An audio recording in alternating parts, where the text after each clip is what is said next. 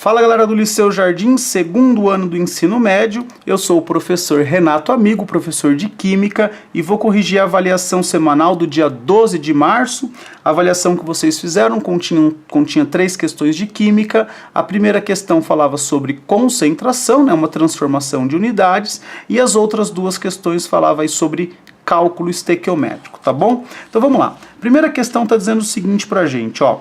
A água de abastecimento urbano, depois de passar pela estação de tratamento de água, deve conter quantidades de cloro residual na forma de HClO, ou o ácido hipocloroso. A análise de uma amostra de água tratada à saída de uma estação de tratamento de água revelou concentração de HClO da ordem de 2 vezes 10 elevado a menos 5 mol por litro. Em miligramas por litro, tal concentração é igual a... E aí a gente já fornece a massa molar do HClO para que vocês não percam tempo calculando, tá? Então olha só, esse exercício eu vou resolver de 2 formas, tudo bem? Primeiro eu resolvi por regra de 3, tá? O que eu sei com esta informação aqui, ó? Esta informação diz para mim que eu tenho, na verdade, 2,5 mol em 1 litro de solução, tá certo? Então a ideia é pegar esse 2,5 mol e transformar ele em miligrama. Então olha só, 1 mol de HClO eu sei que pesa 52 gramas e meio. 2 vezes 10 a menos 5 mol de HClO vai pesar 105 vezes 10 a menos 5 gramas de HClO. Vocês perceberam que eu nem manipulei aqui esse 10 a menos 5 para a conta ficar mais fácil, tá? 2 vezes 52,5. Aí eu arrasto essa massa para cá, porque eu sei que tem uma relação entre grama e miligrama. 1 grama tem 1000 miligramas.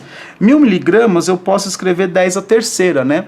Porque aí eu já uso a potência de base 10, e na multiplicação de potência, né, de mesma base, a gente pode conservar a base e somar os expoentes. Então a gente tem aí menos 5 mais 3. Menos 5 mais 3 dá menos 2. Então a gente fica com 105 vezes 10 a menos 2 miligramas.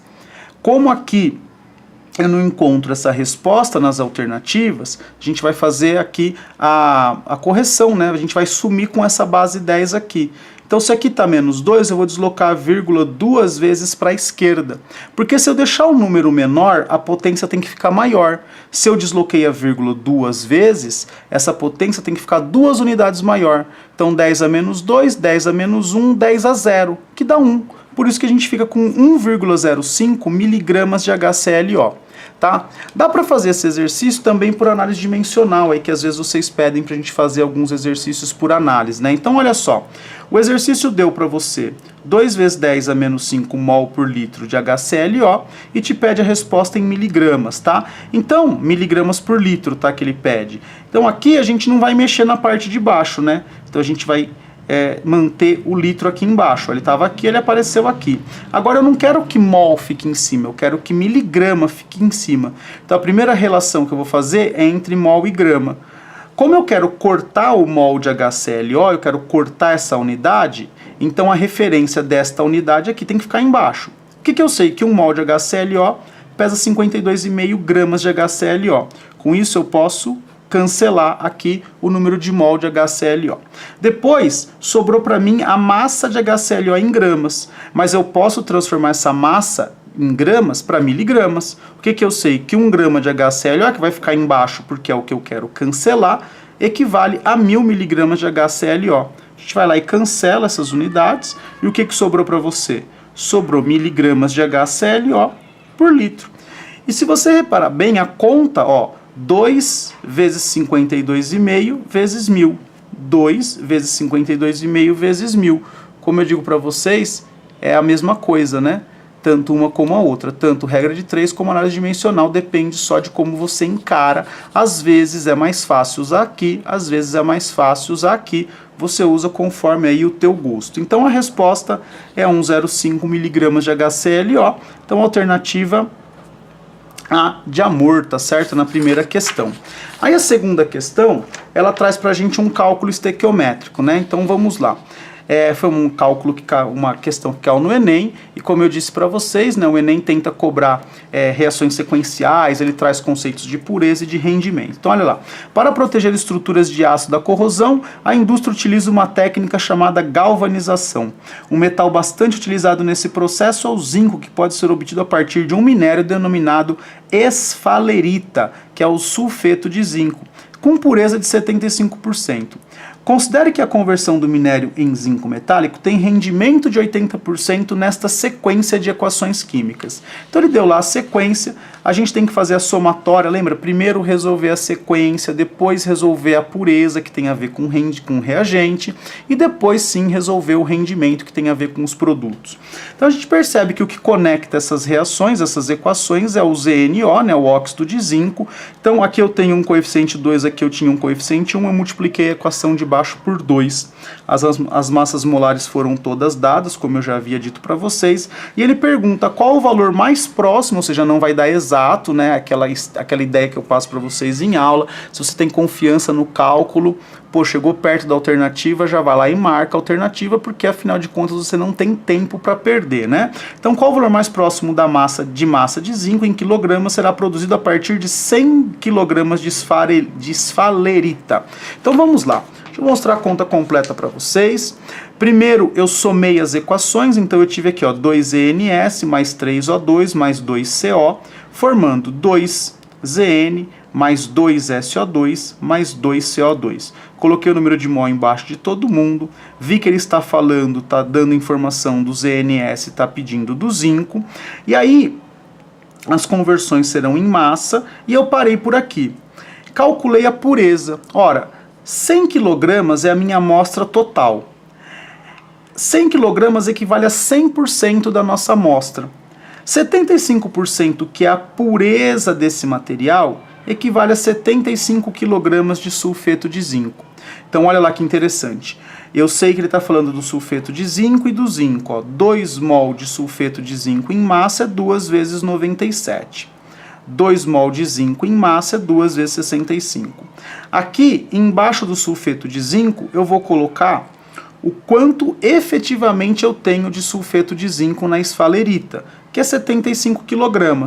Lembra, o quilogramas, o quilo, eu vou chamar de 10 à terceira, e eu vou manter esse 10 à terceira até o final, porque depois ele volta a ser quilo, tá certo? Ele tá aqui só de figurante nessa conta.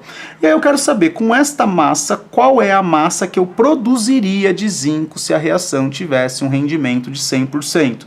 A gente vai fazer essa conta, a gente chega num valor de 50,25. Tá certo?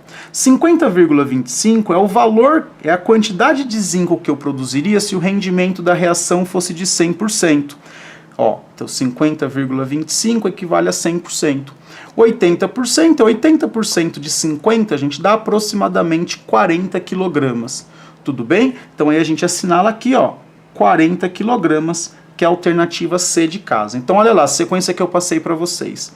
Primeiro calcular, fazer a sequência, depois fazer a pureza, aí a gente efetuou o cálculo estequiométrico para no final calcular o rendimento. As contas, se vocês perceberem bem, ó, como ele pediu o valor mais próximo, 50 estava excelente aqui e 40 está excelente aqui, tá? Então quando eu comecei a fazer a conta aqui, eu vi que já 8 vezes 5 dá 40, acabou, né? Já vem aqui para assinalar a alternativa. Tudo bem? Beleza? Então esse foi o segundo exercício aí que envolveu bastante coisa, né? Reação sequencial, pureza e rendimento. E aí, o último exercício, ele traz pra gente a seguinte ideia, ó. O gás acetileno pode ser produzido pela reação do carbeto de cálcio com água em geradores especiais, obtendo-se também o hidróxido de cálcio como subproduto, conforme a equação a seguir não balanceada.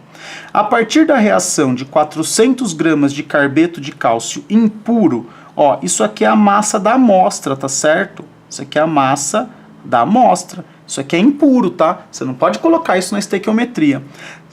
Com água em excesso, então tem bastante água. Foram produzidos 130 gramas de acetileno. Ó, isso aqui é a massa de produto obtida. Com a massa de produto obtida, eu consigo chegar na massa de produto, na massa de reagente que foi necessária para obter esses 130 gramas. Ora, essa massa de carbeto de cálcio impuro equivale a 100% da minha amostra. A massa que eu descubro na estequiometria equivale à pureza. Lembra? Então esse aqui é um exercício de pureza bem tranquilo. Aqui eu já não dei a soma das massas porque estava muito fácil, né, gente? 2 vezes 12, 24 com 40 dá 64. Aqui dá os mesmos 24 com 2 dá 26, tá certo? 130 está para x. Essa conta também não era difícil. 64 e 26 eu simplifiquei, deu 32 e 13. 130 com 13 eu simplifiquei, deu 10. Então a conta que sobrou é 32 vezes 10, que dá 320. Essa é a massa de carbeto de cálcio que efetivamente reagiu. Ora, se isso efetivamente reagiu e essa é a minha massa da amostra total, eu posso calcular a pureza. Olha só, a massa da amostra equivale a 100%, a massa que efetivamente reage equivale ao rendimento, à pureza, desculpa. Então aqui a gente tem 320 vezes 100 dividido por 400, corta esses zeros aqui, 320 dividido por 4, que dá 8, dá 80% de pureza, tá bom? Dá 80% de pureza, a alternativa B de bola. E aí a gente chega ao final de mais uma resolução de avaliação semanal. Eu espero sinceramente que vocês tenham gostado, que vocês tenham ido bem, que vocês estejam conseguindo entender aí todos esses detalhes dos cálculos estequiométricos que são tão importantes quando a gente fala, por exemplo, na disciplina de química, quando a gente fala em química de laboratório e, por consequência, quando a gente fala de vestibular de química, tá certo? Então, muito obrigado aí por assistir mais essa resolução e eu volto na próxima resolução da próxima avaliação semanal. Beijo, tchau!